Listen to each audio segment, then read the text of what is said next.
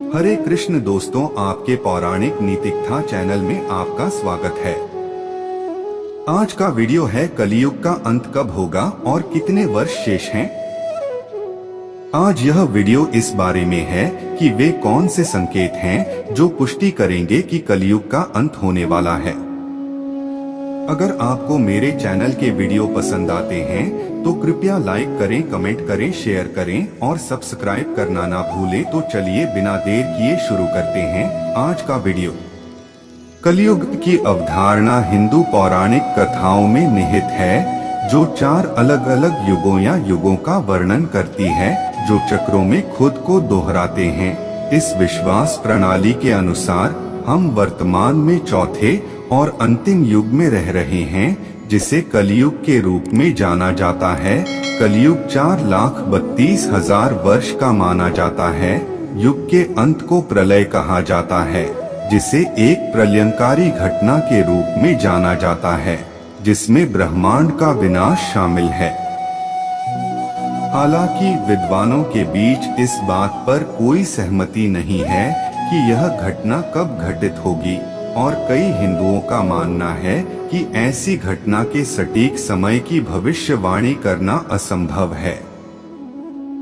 कलियुग वैदिक सार्वभौमिक चक्र में संघर्ष और भ्रम का युग है। यह चक्र की चौथी और अंतिम आयु है, जो 4,32,000 पृथ्वी वर्ष तक चलती है। वर्तमान समय में हम कलियुग में 5,000 वर्ष से भी अधिक समय व्यतीत कर चुके हैं। 3,102 ईसा पूर्व में शुरू हुआ। कलियुग को कलह और पाखंड के युग के रूप में जाना जाता है और यह लगभग 4,27,000 वर्षों तक चलेगा। कलियुग के बाद युग चक्र फिर से सतयुग स्वर्ण युग के साथ शुरू होगा। यह परिवर्तन कल की अवतार की मदद से होगा, जो दुनिया को उन पशु जैसे लोगों की भीड़ से छुटकारा दिलाएगा जो अपनी मानवता की भावना खो चुके हैं। कलियुग में आत्म साक्षात्कार की प्रक्रिया सरल है, किया जाता है, और ज्ञान प्राप्त करने का सबसे अच्छा और आसान तरीका भगवान के नाम का जप या कीर्तन है। कलियुग के लक्षणों में सच्चे धर्म का लुप्त होना, अपवित्रता, असत्यता, निर्दयता, अल्पायु, कमजोर स्मृति और केवल किसी की सामाजिक स्थिति के संकेतक के रूप में धन शामिल है। इसके अलावा यह विचार कि हम कलियुग के अंतिम चरण में रह रहे हैं, एक विवादास्पद मुद्दा है। जबकि कुछ का मानना है कि हम वर्तमान में युग के सबसे बुरे पहलुओं का अनुभव कर रहे हैं, दूसरों का तर्क है कि यह निश्चित रूप से कहना असंभव है कि यह सच है या नहीं। कलियुग के खत्म होने के संकेतों के संदर्भ में हिंदू ग्रंथ कई संकेत देते हैं। भागवत पुराण के अनुसार कलियुग के अंतिम चरण में व्यापक हिंसा, सामाजिक पतन और नैतिक पतन होगा। पाठ यह भी भविष्यवाणी करता है कि इस दौरान प्राकृतिक आपदाएं और अकाल आम होंगे और लोग तेजी से स्वार्थी और भौतिकवादी बन जाएंगे। हालांकि यह ध्यान रखना महत्वपूर्ण है कि इन भविष्यवाणियों को शाब्दिक भविष्यवाणियों के रूप में नहीं लिया जाना चाहिए, बल्कि उन आध्यात्मिक चुनौतियों के प्रतीकात्मक प्रतिनिधित्व के रूप में लिया जाना चाहिए जिनका लोगों को कलियुग के अंतिम चरण में सामना करना पड़ेगा। त्रेता युग की अवधि के बारे में, जो हिंदू पौराणिक कथाओं के अनुसार तीसरा युग है, विद्वानों के बीच कुछ असहमति है। कुछ का मानना है कि यह लगभग 1.7 मिलियन वर्ष पहले हुआ था, जबकि अन्य का तर्क है कि यह लगभग 5,000 से 7,000 वर्ष पहले हुआ था। कलियुग के बाद युग चक्र फिर से सतयुग स्वर्ण युग से शुरू होता है। यह परिवर्तन कल की अवतार की मदद से होता है, जो दुनिया को उन जानवरों जैसे इंसानों की भीड़ से छुटकारा दिलाता है जो अपनी मानवता की भावना खो चुके हैं। तब मुट्ठी भर ऋषि और तपस्वी राजा दुनिया को पुनर्जीवित करने और एक बार फिर से सत्य युग की शुरुआत करने के लिए अपने आश्रमों से निकले। ऐसे कोई निश्चित संकेत नहीं है जो पुष्टि करते हों कि कलियुग का अंत होने वाला है।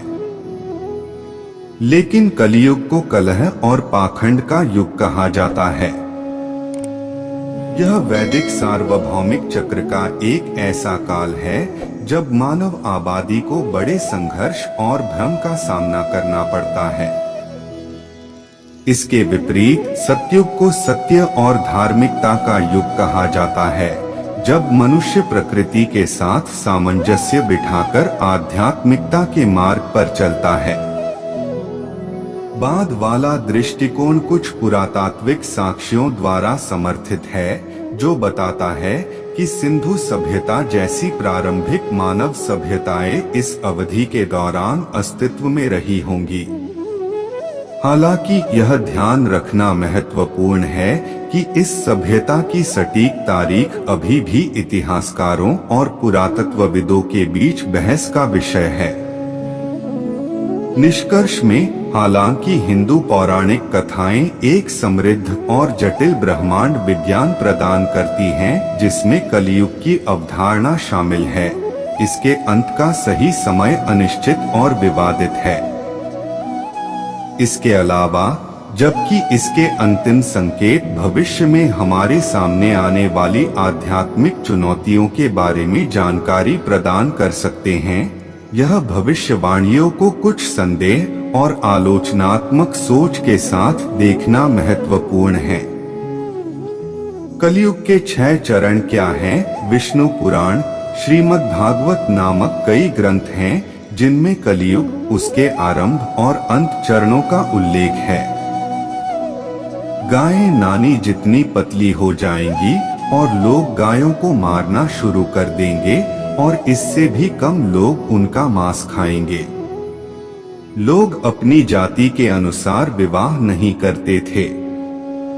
लोभ, स्वार्थ और कामवासना ही दाम्पत्य जीवन का आधार होगा। विपरीत परिस्थितियों में पति पत्नी एक दूसरे का साथ छोड़ देंगे। कोई कर्तव्य, उत्तरदायित्व, आचरण नहीं रहेगा। महिलाओं की पोशाक में बाल मुख्य चीज होंगे और महिलाएं कभी भी अपने बालों को नहीं बांधेंगी। कलियुग में लोगों को शास्त्रों का कोई ज्ञान नहीं होगा। बातचीत ज्ञान से अंकित होगी। चतुर तो वही माना जाएगा जो दूसरों की जेब काट सके। बच्चे अपने माता पिता का सम्मान नहीं करेंगे। बच्चे शादी तक ही माता पिता से रिश्ता बनाए रखते हैं, उसके बाद नहीं। बेटे अपने माता पिता के पैर नहीं छुएंगे, बल्कि अपने पिता और सास का पूरा सम्मान करेंगे। ससुराल वाले इन्हें अपने भाइयों से भी अधिक प्रिय होंगे। ऋषि पराशर कहते हैं, कलियुग दोषों से भरा है, लेकिन इसमें एक महान गुण है, केवल भगवान का नाम लेने से लोगों को दिव्य पद प्राप्त होगा। उद्देश्य और प्रेरणा की परवाह किए बिना, चाहे वह प्रेम हो, उपहास हो, आलस्य हो या द्वेष हो, भगवान का नाम जपने से व्यक्ति के पाप नष्ट हो जाएंगे। परंतु दुष्ट लोग कलियुग में कठिन से कठिन कार्य भी करेंगे, परंतु भगवान का नाम नहीं लेंगे। उन्हें ईश्वर में कोई रुचि नहीं होगी, क्योंकि उनकी रुचि ध्वनि, स्पर्श, सौंदर्य, गंध आदि इंद्रिय चीजों में अधिक होगी। सतयुग में 10,000 वर्षों तक ध्यान, त्रेता में 100 वर्षों तक यज्ञ और द्वापर में 10 वर्षों तक भगवान की छवि की पूजा करने से जो परमति, सर्वोच्च मोक्ष प्राप्त होती है, वह कलियुग में मनुष्य के लिए आसानी से प्राप्त हो जाती है। एक दिन और एक रात लगातार अल्लाह का नाम पढ़ना। लेकिन फिर भी कलियुग में लोग भगवान के नाम पर विश्वास नहीं करते और यही उनका दुर्भाग्य है। कलियुग के अंत में मनुष्य की जीवन प्रत्याशा केवल 28 वर्ष होगी। 10 साल से कम उम्र की छोटी लड़कियां गर्भवती हो जाएंगी और यहाँ तक कि 8 साल से कम उम्र के छोटे लड़के भी कामुक विचार रखेंगे। हवा पूरी तरह से प्रदूषित हो जाएगी और केवल 1/4 भूमि ही खाद्य फसलें और लोगों के लिए उपयुक्त रहेगी, पानी के लिए मार डालेंगे। और फिर कलयुग के अंत में भगवान कल्कि का जन्म संभला गांव में विष्णु नामक ब्राह्मण के घर में होगा। भगवान कल्कि अपनी सवारी पर देवदत्त नामक घोड़ा रखेंगे और उनके एक हाथ में तलवार होगी और वे पूरी दुनिया में घूमेंगे और लाखों अधर्मी लोगों का वध करेंगे और इस कलयुग के अधर्म का अंत करेंगे। तब भगवान शिव ब्रह्मांडीय नृत्य करेंगे और सब कुछ अपने में विलीन कर लेंगे और इस तरह कलयुग का अंत हो जाएगा। कलयुग की सबसे डरावनी चीज क्या है? कलयुग के पहले 10,000 वर्षों को स्वर्ण युग कहा जाता है। हम इसी समय में जी रहे हैं। बुरे कर्म जितने कम होंगे, ईश्वर की प्राप्ति उतनी ही अधिक होगी। जब हम कलयुग को अंधकार युग कहते हैं, तो वास्तव में हम अभी उस समय तक नहीं पहुंचे हैं। हम स्वर्ण युग में हैं। 10,000 वर्ष बाद 5,000 वर्ष बीत गए, भयानक समय आएगा। कोई मंदिर नहीं होगा। अब जब आप मंदिर में जाग रहे हैं, जब आप प्रवेश करते हैं, तो आपको परमात्मा की अनुभूति होती है और किसी चमत्कारी शक्ति का एहसास होता है। लेकिन स्वर्ण युग के बाद लोगों को ऐसा महसूस नहीं होगा, क्योंकि देवता मंदिर छोड़कर वहां चले गए। गाय दूध देना बंद कर देगी, भोजन की कमी हो जाएगी, छोटी छोटी बातों पर लोग हत्या कर देंगे, लोग छोटे हो जाएंगे। इसके लिए आनुवंशिक उत्परिवर्तन की आवश्यकता होती है, जो परमाणु युद्ध और अत्यधिक होते हैं, प्रदूषण के कारण हो सकता है। तो अब आप महसूस नहीं कर सकते कि इस कलयुग में कितनी भयानक चीजें होने वाली हैं। कलयुग में क्या होने वाला है? मानव जीवन की 4 अवस्थाओं के समान ब्रह्मांड का जीवन भी 4 अवस्थाओं में विभाजित है। ऐसा कहा जाता है कि ब्रह्मांड की उत्पत्ति एक बड़े विस्फोट के एक छोटे से छेद से हुई और तब से इसका विस्तार हो रहा है। एक लोकप्रिय धारणा में यह माना जाता है कि इन 4 चरणों में से प्रत्येक चरण समाप्त होने के बाद फिर से शुरू होता है। हमें रामायण की एक घटना याद आ सकती है। हनुमान राम के प्रबल भक्त थे और जब राम अपने स्वर्गीय निवास के लिए प्रस्थान करने वाले थे, तो उन्होंने उन्हें अपना नश्वर रूप छोड़ने की अनुमति नहीं दी। इसलिए राम ने हनुमान से भूमिगत होने और वहां से अपनी खोई हुई अंगूठी लाने के लिए कहा। जब हनुमान उस स्थान पर पहुंचे, तो उन्होंने कई अंगूठियां और कई हनुमान देखे। पीना जैसा कि अपेक्षित था, वह पहचान नहीं सका कि कौन सी अंगूठी लाई जाए और वह खाली हाथ पृथ्वी पर लौटे और पाया कि भगवान राम पृथ्वी छोड़ चुके थे। उसने अपने दिल को रोया और एक नश्वर व्यक्ति की तरह अपने भगवान की आखिरी इच्छा पूरी न करने के लिए माफी मांगी। विष्णु उनके सामने प्रकट हुए और उन्हें सांत्वना दी। तब हनुमान ने उनसे पूछा कि वह इतने सारे हनुमानों से क्यों मिलते जुलते हैं? क्या आप एक अंगूठी से दूसरी अंगूठी तक एक ही अंगूठी खोज रहे हैं? विष्णु ने कहा, यह हर त्रेता युग के अंत और हर द्वापर युग की शुरुआत में हो रहा है।